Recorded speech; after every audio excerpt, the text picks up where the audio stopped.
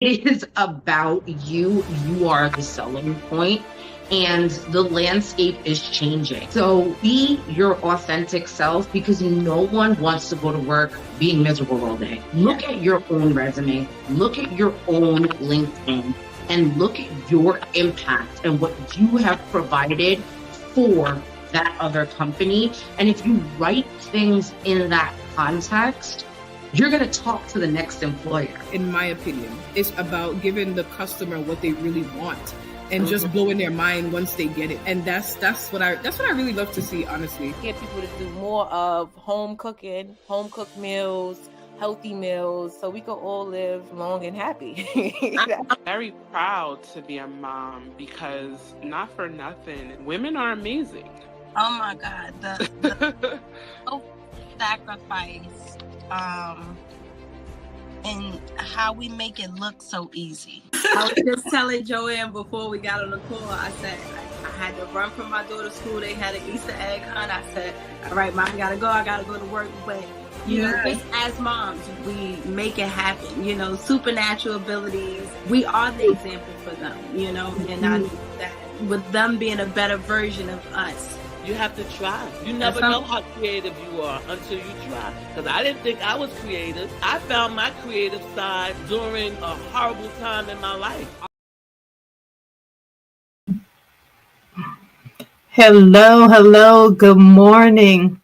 Well, now it's good afternoon. Well, good afternoon, everyone. It's a pleasure to have you at our Lunch and Learn. It is Thursday. It has been a long day already. I've been up since 6 o'clock this morning, so please forgive me. But we are very excited to have you all with us.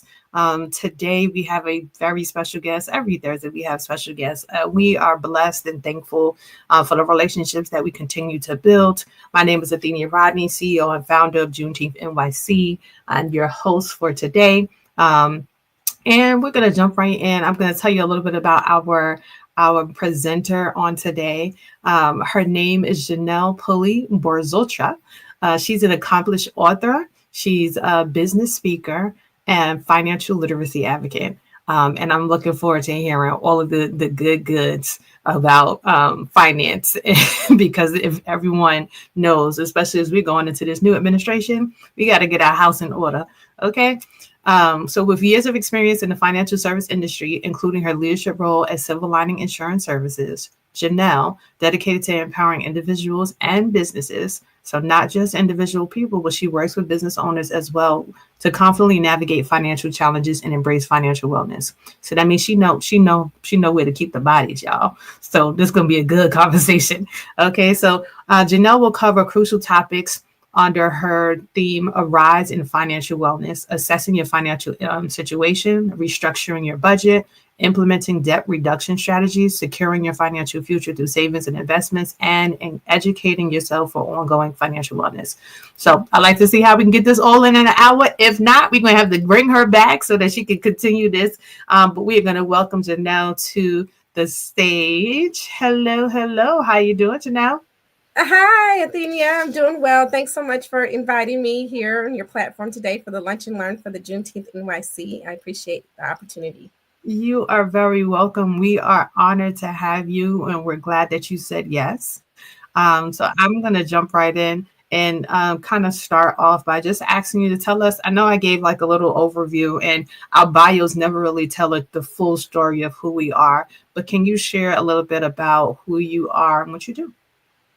Oh, sure. Thank you so much for that question. And I'm a believer. I'm a wife and a new mom of a soon to be 1-year-old. Awesome. And yes, and being an author of the book, Money Just Flew Out the Window, How to Create a Relationship with Wealth Living from Paycheck to Paycheck. Yeah, I'm a person who connects people and connects information and just really like super helpful. Like you can call me. People have called me about things that I didn't know anything about, but I had just met someone. And I was like, oh, I just met someone who can tell you about that. And it's just amazing how I connect people with others. And I'm just like an ultimate connector at the end of the day. But I'm a person who cares about my fellow man, and who lives within the Proverbs 13:23, like a good man leaves an inheritance for their children's children. So that's like my motto that I live by on a daily basis, wanting to leave in an inheritance for my children's children, because that's what my grandfather and my grandparents, I should say, and my dad did for me. Hmm. I love that you talk about.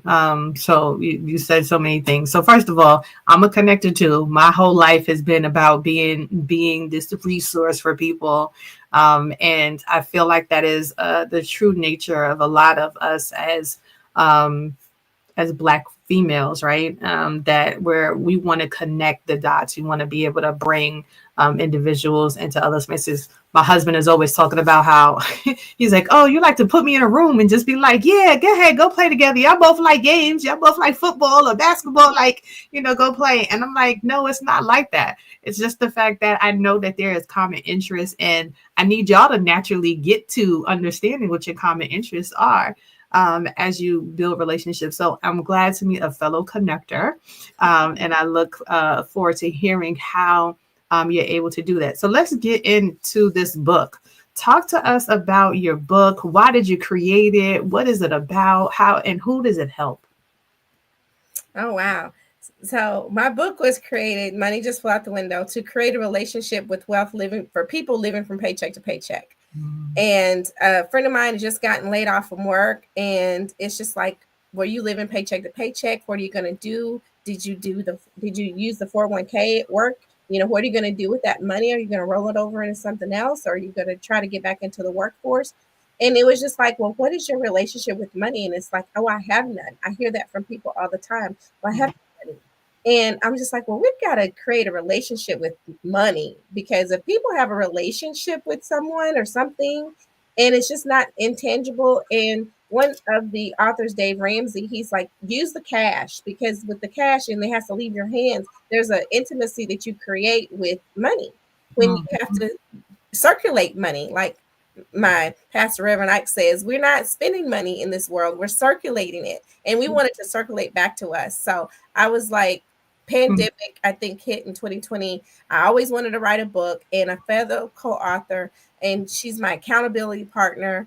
She and I started working on this book together. She's working on her book, I'm working on my book. We're Zooming, and we're just encouraging one another. We're researching the information to be self-published authors. And that's what inspired me, because I'm around people and that say that they don't have money. And the B word, which I can't use anymore because of my mindset. It's like, oh, we don't do the broke thing anymore, and we do the circulating money thing right now.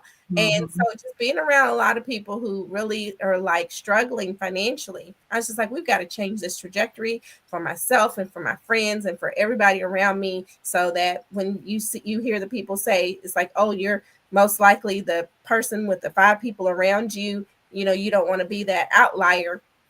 You want to be around, if millionaires hang around with millionaires, so then you want to create millionaires around you with your friends. So that's what inspired me overall. And my mom would always tell me, it's like, don't take no wooden nickels, whenever I would come home, visit. And then that would be the last words she would leave with me. And I was just like, what is she talking about? What does that mean? And I would be pondering that question on my drive back to my destination, and that just kept my mind occupied. It's like, what could that possibly mean? So I finally researched it and found out and put it in my book, what does don't take no wooden nickels mean. Okay, so I'm curious, what does it mean? Well, I know, right? It's like, but it's like a wooden, I kept telling her wooden nickels are not real. So I was like, well, if I don't take something that's not real, then I'm not taking a person's word for it. And I'm not accepting things as like status quo. I'm actually deep diving in it, learning it myself, so that I would know for sure that I'm not being faked or hoodwinked or taken advantage of. So basically, don't take no wooden nickels. It's like, well, don't let people take advantage of you. And of course, taking advantage of you financially, when we go to the bank, we're being taken advantage of, because guess what they give us? They give us that sucker, right? That says dum dum. I thought I had one here to show you, but they give us that dum dum sucker at the bank. So I'm just like, well, give me. She said, don't take no with nickels, but that dumb sucker. Everybody's like making sure they get their favorite flavor and everything. But going to the bank, I learned that it's like you're being shown an opportunity to put your money somewhere, get a little bit of interest on it when it's in a savings account, or just store your money there, and just to write a check or use your debit card or maybe get a loan. And we have this vicious cycle that we're taken through at a banking center. And it's like, oh, there's another vehicle out there that I could put my money in, and that where I can have my money that no one told me about. But I finally figured it out, and I finally learned it. And so that's what I'm here to share with you and your listening audience today. Awesome. Well, let's talk about that. Is that a part of the A.R.I.S.E framework? Yes, it is part of the A.R.I.S.E framework, where we're assessing your financial situation. We're reviewing a restructuring because, we have debt. And so we want to reduce your debt so that we can build up that fund account and that savings account, and then that future retirement account. And then the investing. There's different ways to invest. Of course, a lot of people say invest in yourself. Well, taking out this time to attend the Juneteenth NYC Lunch and Learn is time that you are investing in yourself. And it does not necessarily have to be monetarily, but then of course we've monetarily invested in ourselves by attending that workshop, attending that course, having a coach. So I have a financial coach, and I'm a financial coach as well, but a financial coach needs a financial coach. So, because I don't know everything. And so so I can save my money and grow my money, protect my money, and save my money. And then also, of course, educate and keep myself educated on what's going on, what the trends are, what are people doing when it comes to investing in, and where's the money. It's like, follow the money. Like you say, follow the yellow brick road. We now follow the money. And so that's what A.R.I.S.E and financial wellness is all about, because once we're able to, know where we are, know how much we can save, we can figure out how money works, and we can have investment saving for our future. I'll never forget, a friend of mine told me, I said, well, how are you doing with the pandemic? Because their business that they were in, it basically shut down and lessened when you can't perform in clubs as a comedian. And they were like, well, my mama told me to save for a rainy day, but I was actually prepared to save for a rainy year. It's like, you had a year's worth of savings to make it. And it's like, yeah. And it was like, doesn't everybody? And I'm like, what do you mean? Wow. Doesn't everybody? Don't everybody know to save for a rainy day? Well, that person saved for a rainy year and had enough money to carry through the savings until things turn around in their industry to where they can make more money. So I was like, wow, I need to start sharing that story. Yeah, definitely sharing. Well, thank you for sharing that. And you talked about a couple of things. You talked about Dave Ramsey, and Dave Ramsey has been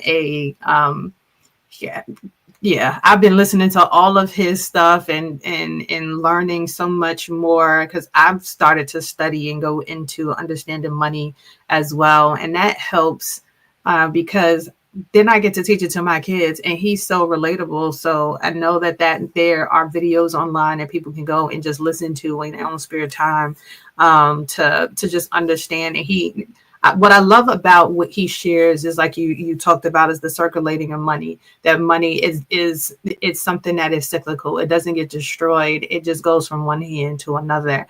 And the more you give out, the more opportunities it has for it to come back to you.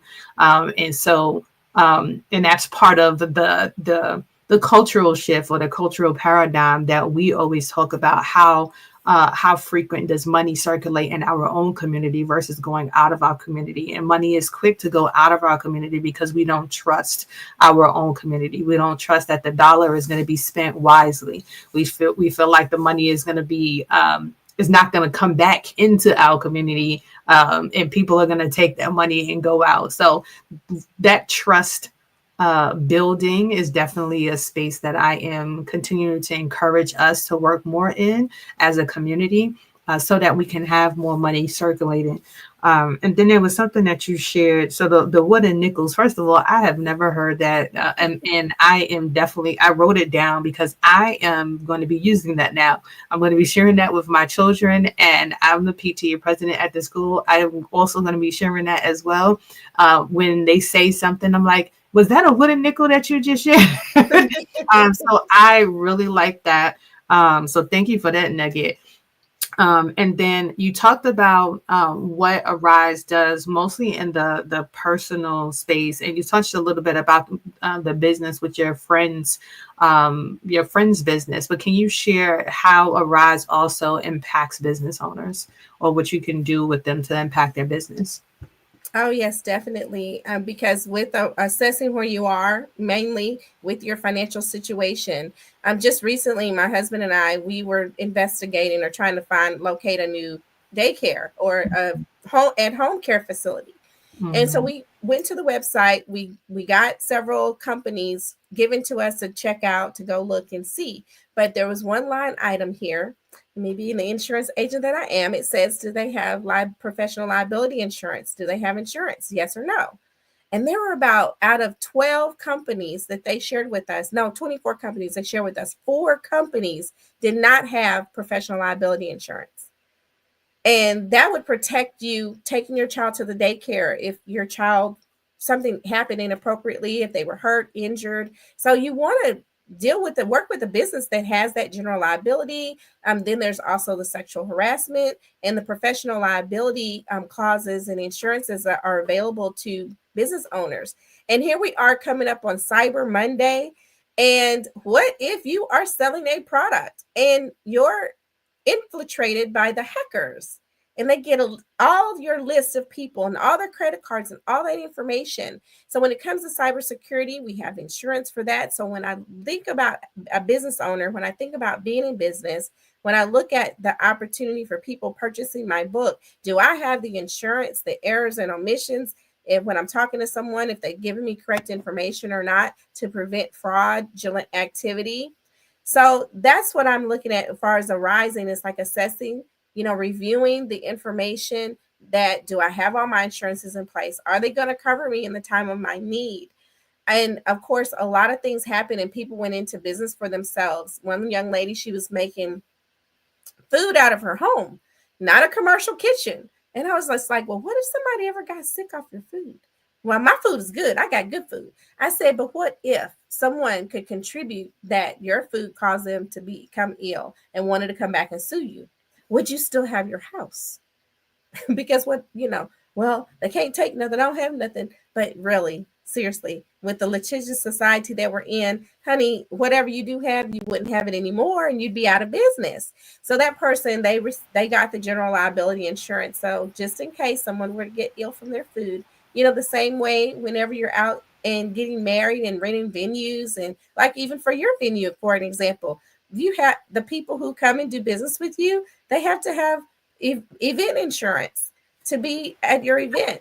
And that's very important, because if something were to happen, something were to go wrong, and even recourse, someone shut down an event that was going to happen. But I was like, darn, we never got our money back from that person in the pandemic saying that they weren't going to have that event anymore. So they just kept our deposit for the booth rent. But I'm just like, did they not have, I did not think to ask if they had insurance for that. If they had the insurance, because the insurance would have put everyone back to made them whole again. Not that person to have to send back everyone's money.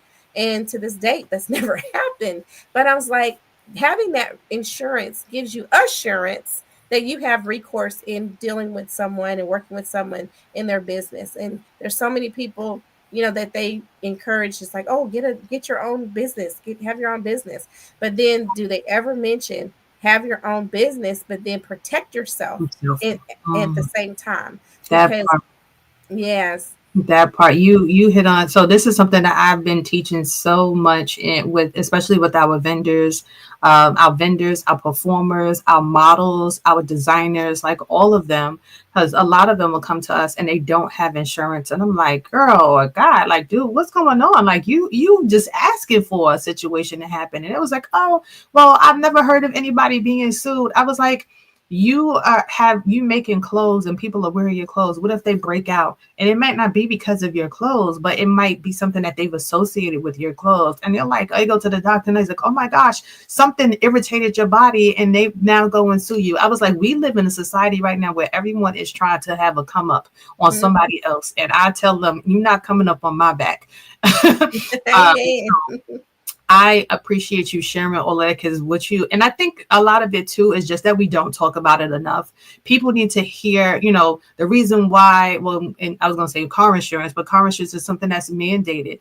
Having business insurance is not mandated. So it has to be something that we're constantly talking that we have to have in order to move our businesses forward. So for all of our vendors, we mandate them to have insurance. You have to have insurance. And I'm like, there are so many levels. I had to deal with a car accident situation. And the first thing that they do is they want to pull everyone who has insurance. Who had insurance in this? Does the person who owns the house have insurance that the car hit? Does the car that hit the car have insurance? Does the car that hits you have insurance? Like, does the individuals, do they have their own vehicle and have their own insurance? So they be looking for any way that they can spread this out so that there is as minimal impact on the insurance companies. And guess what? And I always tell people this, and I'm like, when you don't have insurance and you need to go to court, you have to get a lawyer yourself. And most times lawyers ask for at least a $5,000 retainer. Yes. And before they can even go in detail about your situation. That's $5,000 that you probably don't have. Right now, if you have insurance and you've been paying a small increment of money every month, they are going to pay that $5,000. They have lawyers on retainer already, and they're going to go into action immediately. And you don't have to pay any of that. They want to make sure that they don't have to pay out. So they're going to fight tooth and nail to figure things out. So I always tell people it is better to have insurance, and it saves you more money in the long run. Because just on onset, you got to pay $5,000. Then if you find out that you lose, you got to pay even more than that, because you got to pay for all of the arrears. So just working smarter and not harder is very important. And we in our community don't do enough of that. So thank you for bringing that up and sharing that. Talking about this and that. Can you share some personal experiences or challenges that you've had that made you want to go into financial literacy advocacy? Yes, I can. And that's a great question, because almost 24 years ago, I lost my sister. Wow. And she passed away unexpectedly. She had been in the hospital, and no one knew that she was ill. And she and her mom was in the hospital at the same time, ironically, but then she didn't leave the hospital. And she passed away with no life insurance and 5 children. And of course, no life insurance. So she was a single mom. And so her youngest was at that time 9 years old. And I think her oldest was a teenager. I think about 15 years old when she passed. And we unexpectedly. So when we looked at, of course, making the phone calls to the family, my dad, he had the money saved, and he paid for her services in burial. And that's something else I come to find out. It's like having your funeral services and having a burial, there's separate costs for all of that. And then she went for a number of years without a tombstone. And he had the money saved. That's what, I want to champion, that he saved for a rainy day, but unexpected emergency. What more of an emergency can you come up with if your child passing before you? So it's very sad. And so when I looked at that, and then I worked at the bank growing up, I was a bank teller my first job. And then when I relocated, I got another job at the bank in the time deposit services, which is like the IRA and investment savings and CDs. And I did research for the bank in that regard. And it's like, these people, what do you mean?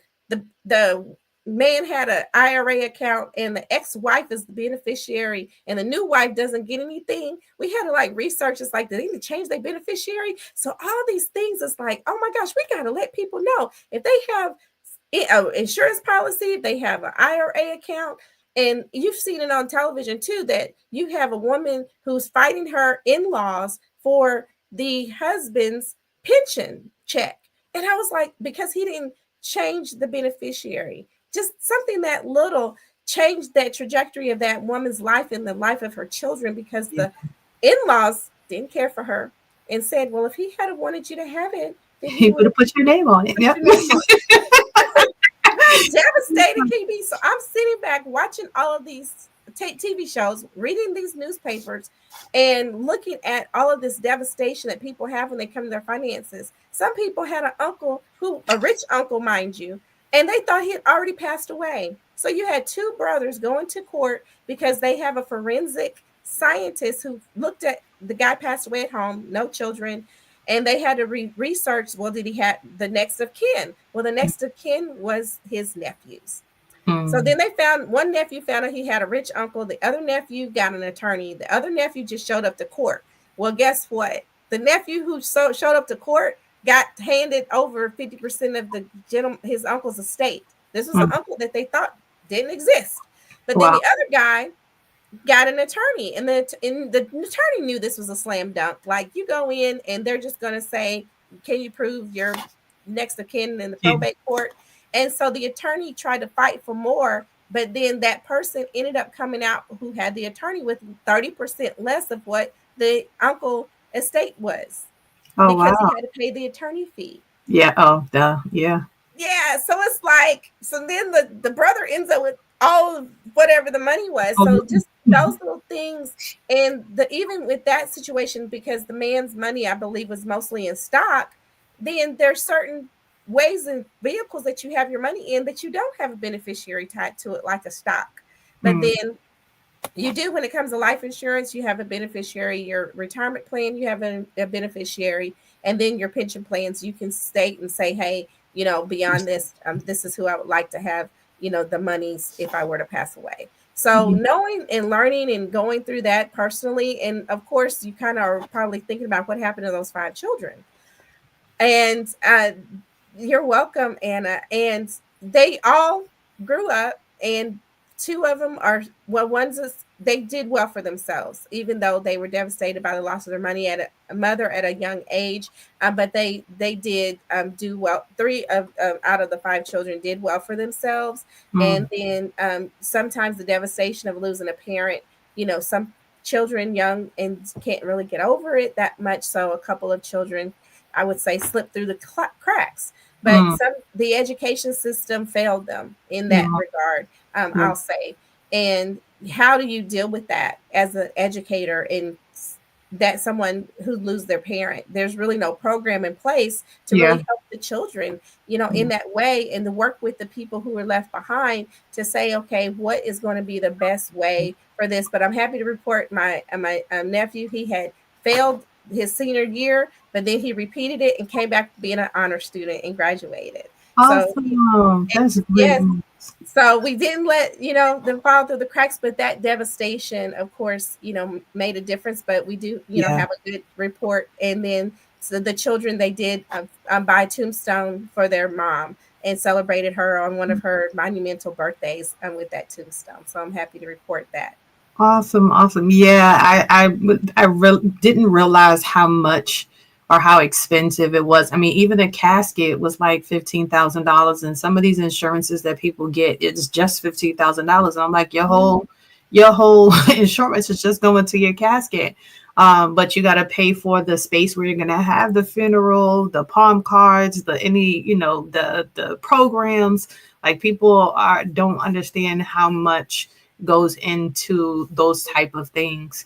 And it is a challenge, especially when the loss is unexpected, like a death or a killing or an illness that people were not aware of.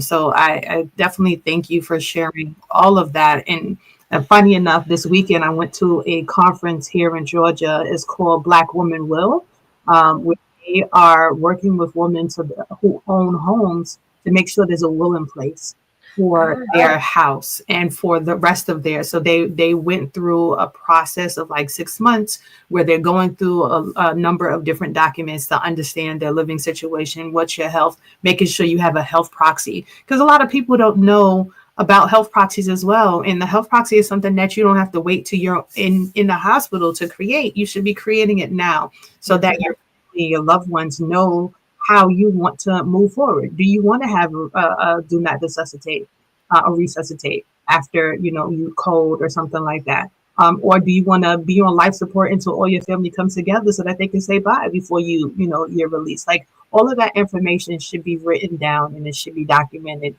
so that your family can communicate that very well to each other. And like you said, especially finances, that was a big thing. So I'm still learning all on both sides, business and personal. Yes. Because we didn't grow up with this. We didn't grow up with this level of, this is wealth to me. I didn't grow up with that. So thank you for sharing that. You're very welcome. And it's my pleasure because I found out my grandma is an entrepreneur. My grandfather, of course, an entrepreneur. My dad's an entrepreneur. So all of the entrepreneurs, you look at what you're selling, you look at what your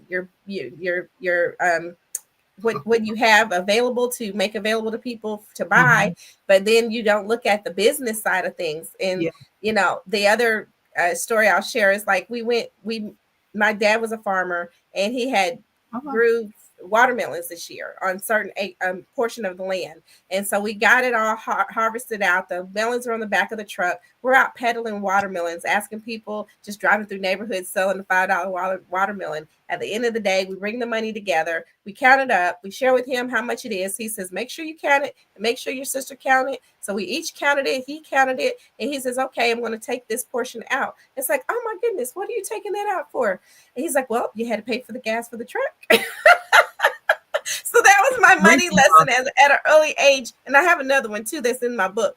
And it was just like, oh man, we didn't get all the money, but we did the work. But but at the end of the day, you had to pay for the gas for the truck. I'm glad he didn't charge us for the insurance. I'm sure that would have probably taken all the cash. But we were able to buy school clothes for ourselves that particular school year. So we were very happy and grateful that we were able to do that.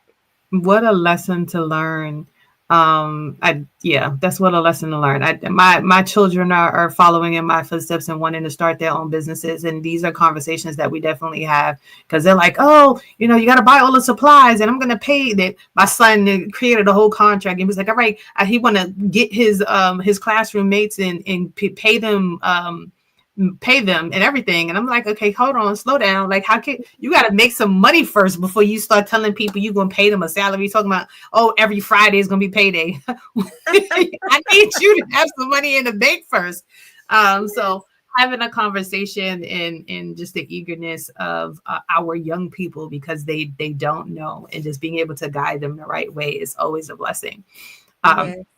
So talking about that, what are some biggest misconceptions people have about achieving financial wellness, and how do you address it?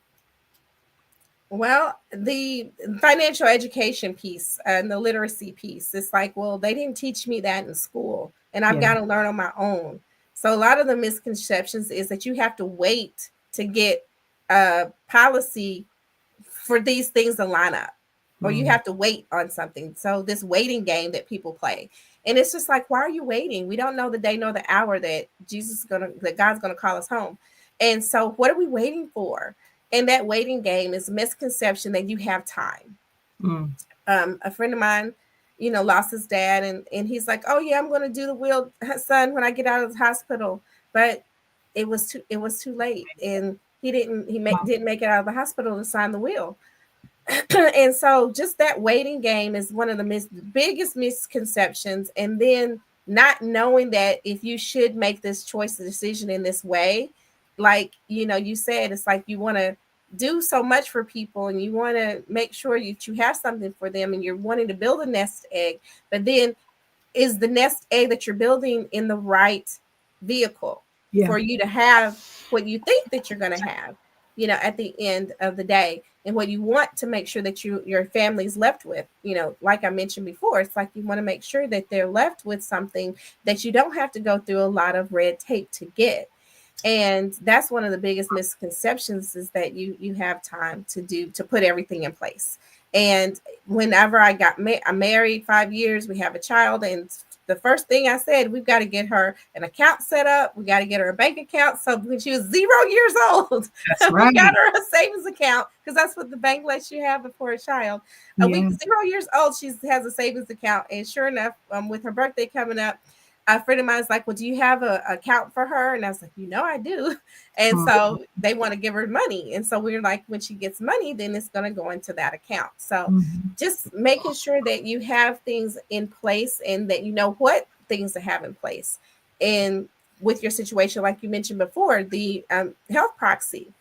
And if something were to happen and devastation of being ill or having a car accident and being paralyzed or in that regard, it's like, well, how are you now going to care for that young child if something were to happen to you and now your child is bound to a wheelchair? Do you have someone in place who's now going to become that person's caregiver and that guardian if you were not around? So just really thinking about having future forward thinking and thinking about the future what ifs. That's another misconception is like, I guess we have a immorality complex. So we're going to live forever, but we wish that were the case, but it's not. And so that's the biggest misconception, is that we have time in that. That part. Oh yeah, I'll do it later. And then it's like a freak accident. We were just talking about all of the situations where people were not aware. A stray bullet or a car accident, or stuff like a plane accident. Like there could be anything that people are not. Each and every day, you got to be thankful that you were able to come back in your house and wake up, because you're not, like you said, we don't know the day nor the hour that something may happen to us and we'll be called home. So you were just talking about some misconceptions. Can you talk about some practical steps that our followers can take immediately to begin implementing debt reduction strategies? Yes, talk to me. Have a conversation with me. And it's a conversation. It's a free conversation, and assessing where you are.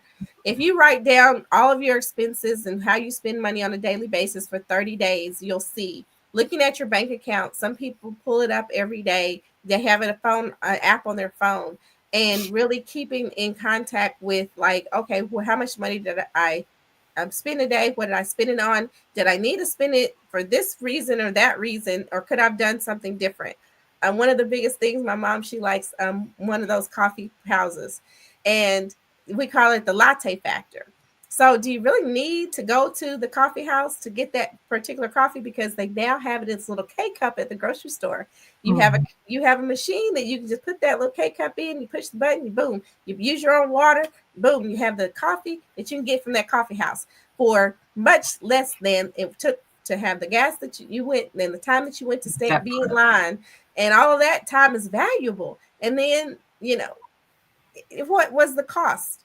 And so what did it really cost you? It didn't cost you that $5-10 that they charge. It cost you really almost 20, because when you look at your time, your gas, and all of that, then you're really paying more for that cup of coffee from that place. And it's called the latte factor. So once we are able to look at and build up our latte factors, and then we see at what alternative ways can we have the same result, but do something different, but then not take it away fully, because once you get that savings account built up, you want to do something good for yourself, something nice for yourself. Go get that cup of coffee. You can afford it now.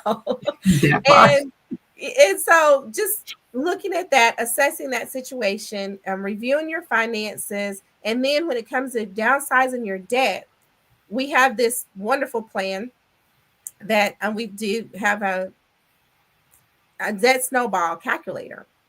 So there's a website I share with people to go to, and it gives them, you put in all of your debt. So pull up all your statements. Of course, a lot of people got to pull them up. They don't get their mail to them directly. But I encourage you, stop the paperless billing, get that physical bill in your hand, look at it, plug in the numbers, plug in that interest rate. Now you have your bills telling you how many months it's going to take you to pay it off. And so look at that every single month. It's like, what can I do to put more money towards this bill so that I can pay less in interest? And once you put all of that data into this website that we give you, and then you're going to see that you want to start paying this bit debt off first, and the more that you pay that debt off, then the money that you have left over is going to go towards the next one and the next one and the next one, and before you know it, your debt's been reduced after however long it took you to accumulate the debt, and then it'll take you some time to downsize your debt. So once we go through that with that program, then we look at the next step is like, well, how much of this can I save for my fun day and my, going on a vacation or doing something fun, or how much am I going to save towards my retirement? So we open up all of those doors of that money, and then we want to make sure that the bottom of your structure, you have protection. So that's one of the things that we look at as well. It's like, if you have a home, and is it properly protected? Because as you look at, there's problems that may occur in your home. Well, we had a squirrel issue.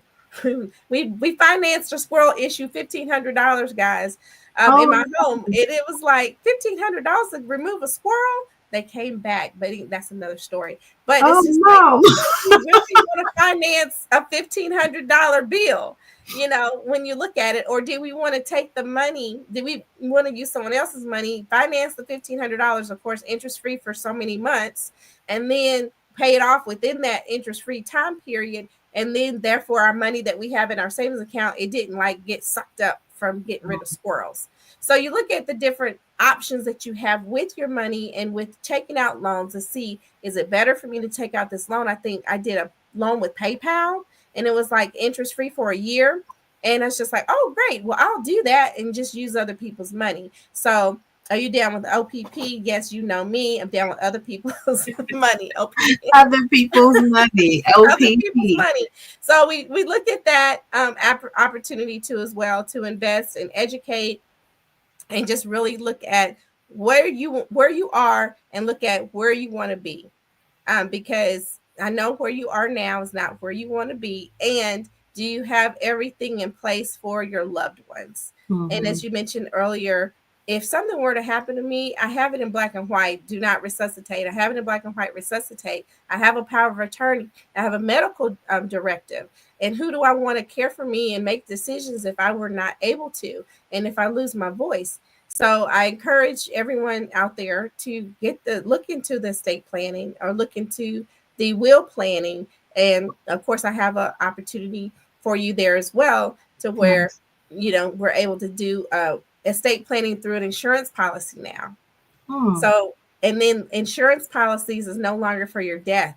It's now for the living. So if you get a chronic illness or a critical illness and that comes about, then the insurance company will pay you if something like that were to happen. So looking at now, I'm healthy today, but I'm not healthy tomorrow. But then I can get a check because now I've become disabled because I didn't know this situation was going to happen. Then now we have it. You have the proper policy in place and the protection. Then now they're giving you money on a monthly basis to help you with your situation.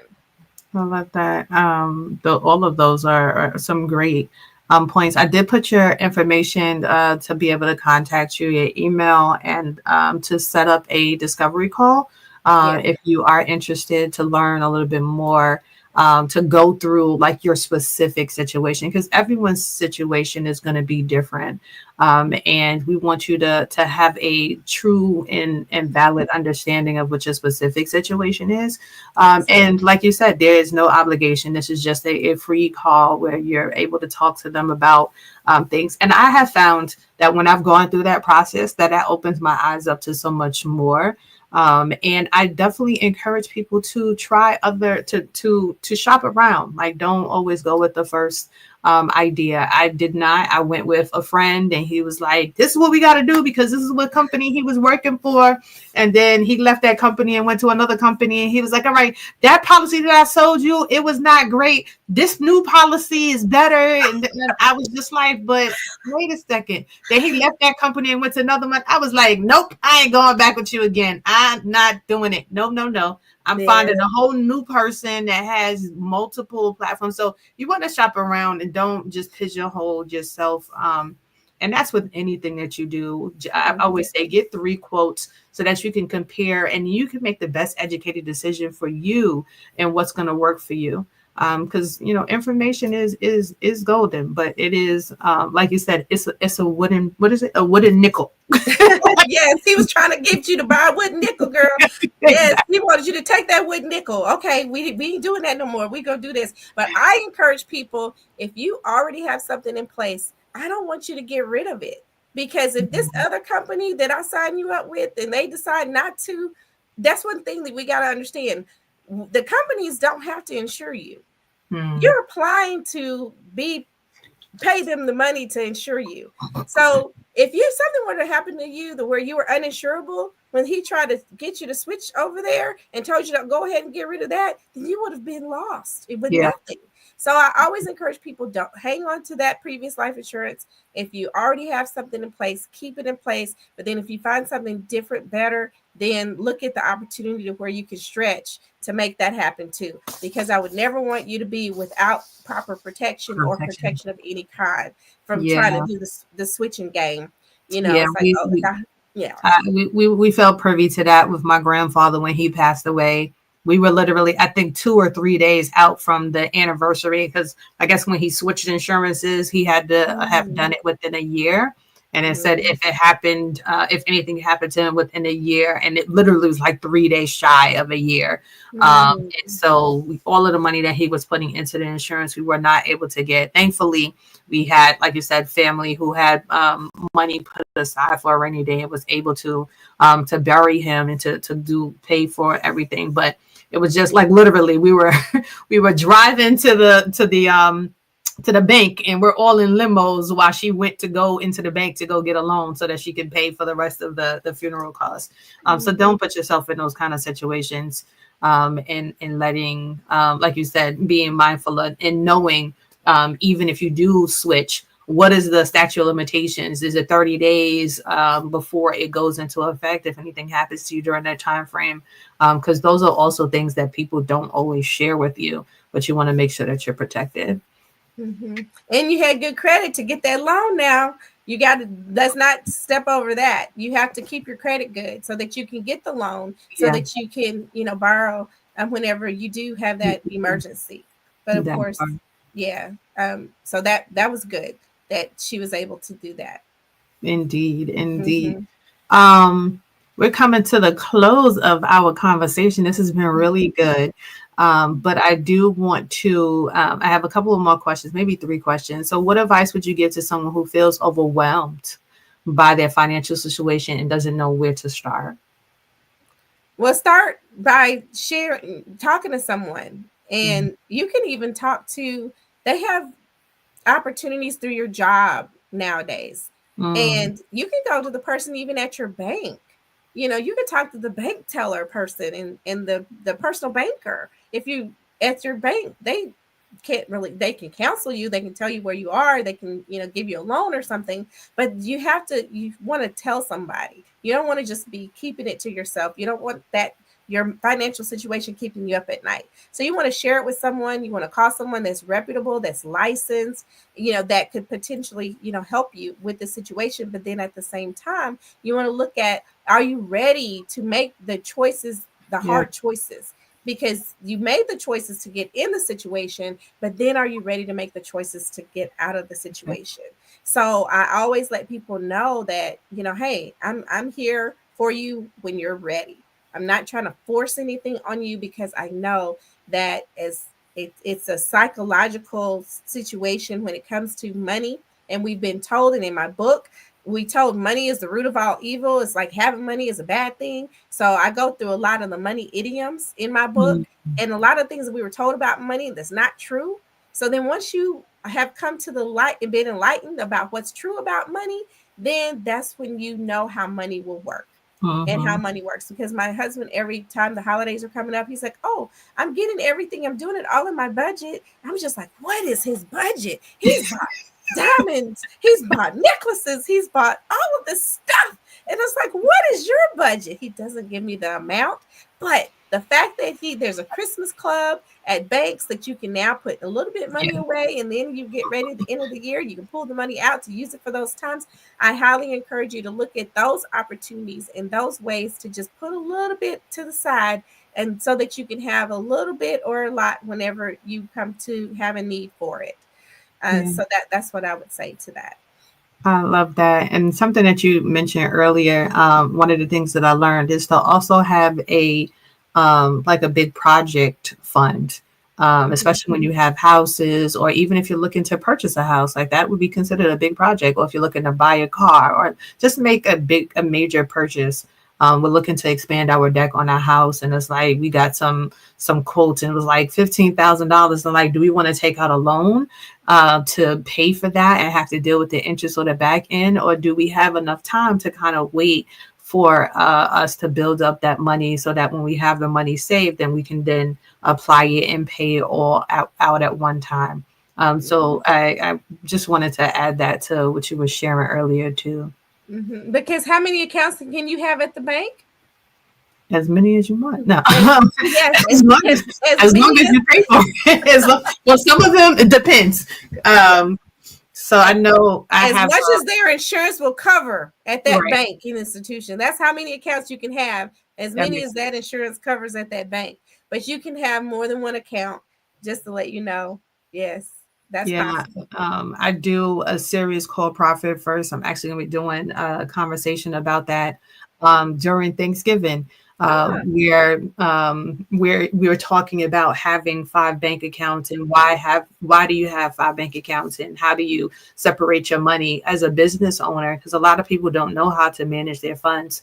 And there's sites that allow you to do it with no charge for the bank account, so that you can have multiple accounts. And it was funny with my nonprofit organization with Juneteenth. It wasn't until maybe 3 or 4 years ago when we got some big numbers. We had gotten some big donors this particular year, and the banks were calling me. They was like, well, how many accounts do you want to have? We'll give you up to 5 accounts for free. I said, for free? And I started to do more research, and that's when I ended up finding out about this Profit First. And I'm like, when people start to get large amounts of money, they want you to keep it in the bank. So the way they go about doing that is they allow you to separate your money, because what you see in front of you is what you think you can spend. But all of that money that's in that account, it may need to be allocated for specific things, like your taxes, or allocated to pay for your overhead costs. Like you said, your father was like, all right, let me take out the gas money, let me take out their insurance, let me take out all that stuff. You have a fund that already has that money. You know truly what money is yours that you can kind of play with and do what you want, versus, oh, I have this $500 when really you have $100 that you can kind of play around with. So and definitely, that's the small plug for Thanksgiving week, to definitely join to learn a little bit about that. Yes, we're still going to be here next week. We're still going to have a session because we want to keep it going. We want to keep talking about and close out November about finances. All month we've been talking about finances in different ways, and so this has been a great conversation in that. So, can you share with us what you want people to walk away from this conversation today? You can make it happen. You can do it. And A.R.I.S.E in financial wellness, you can assess your situation, you can review, you can invest, you can save, and you can educate yourself on financial literacy. So you can do it. You can make it happen. You can change your financial picture and the financial trajectory of your family. You can be a good man who leaves an inheritance for their children's children.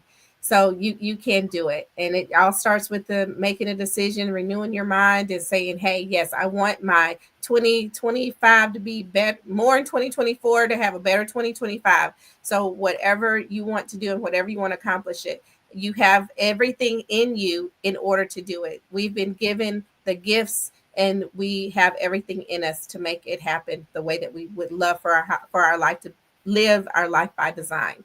So you got it. You have everything you need. You just may need to talk with someone to share, bounce off the ideas. I'm going to definitely be signing up for your program to find out about that. The Profit First model. Profit First model, because the company that you're working for, if you are working for someone and not yourself, they have their money, and the insurance companies have to have so much money on hand to be able to pay out for the policies that would have a claim. Exactly. So you want to be in the same position as an individual or as a business owner. You want to have enough money on hand in case you had to pay it out for whatever reason. So they have so much money saved. They're cutting jobs because they want to have so much money in their reserve so that they can have the money in the reserve that they need. So just look at it the same way for you as that company is looking at for them. Look out for yourself. I love that. I love that. Well, thank you for sharing that. And our last question today is, what does Juneteenth mean to you? Oh, Juneteenth, it means unity. It means coming together. It means renewing, being renewed in life, and knowing that you can take a new lease on life. Because whenever I learned about the history where people were keeping the fact that the slaves were free from them so that they can continue with their financial trajectory of what they wanted to have for themselves, and them still being enslaved and getting the income off of them. It's like, oh my gosh, now we can unify as a people and bring our resources together and really do for ourselves. And so that's what Juneteenth means to me: unity, the coming together to do for yourself, to do what you've done for others for yourself. So let your dream become a reality. So that's what Juneteenth means to me. Well, thank you so much, Janel. It was a pleasure having you. What's the best way for people to get to connect with you? Thank you, Athenia. I really appreciate this time and being on your show. I hope we provided value to everyone that's listening and who will watch the replay. And the best way to connect with me is connect at riseupandthrive.com. The best way to get my book is moneyjustflewoutthewindow.com. I do have a free gift if you purchase the book through that website that will be sent to you as well. Moneyjustflewoutthewindow.com. But do please, give me a call. I'm available at 404-689-8441. And then also on Facebook, you can contact me free on facebook.com/Financial Bliss Academy. And that is the educational platform that we have for financial literacy education, and which is free.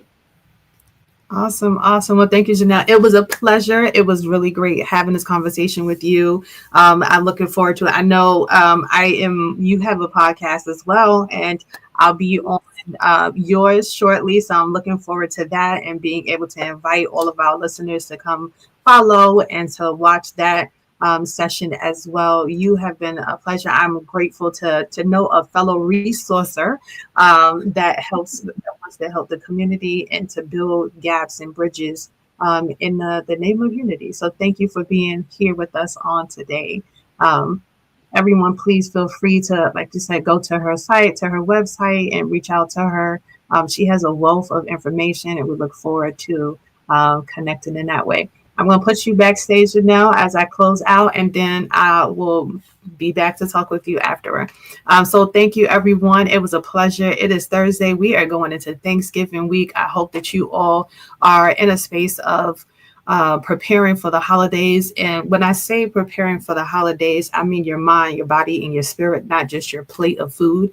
I hope that you are going into this space with Thanksgiving and thinking about what you are thankful for. What gratitude moments do you have to be thankful for? This year was a roller coaster ride for me, and I'm sure it was a roller coaster ride for a lot of us, especially what happened a couple of weeks ago. But we are going to be trudging into 2025 in good spirits and positive talk and confidence. That's what I've been talking about on my personal Instagram page. So I definitely hope you follow us there as well. But these are some of the things that we want to make sure that you are walking away with for this year as we're going into Thanksgiving. I do not want you to be alone. Find someone, find some friends, some family, some neighbors. If you know someone who doesn't have any family who's local, invite them over. This is a time to really bring people together, and we are encouraging you to do that. Nobody should be alone during this time. It's a time for conversation, for laughter, and for love, because that is what it's all about at the end of the day. So I'm going to get off my high horse. A couple of announcements that I wanted to share. We have an event coming up. It is a toy drive.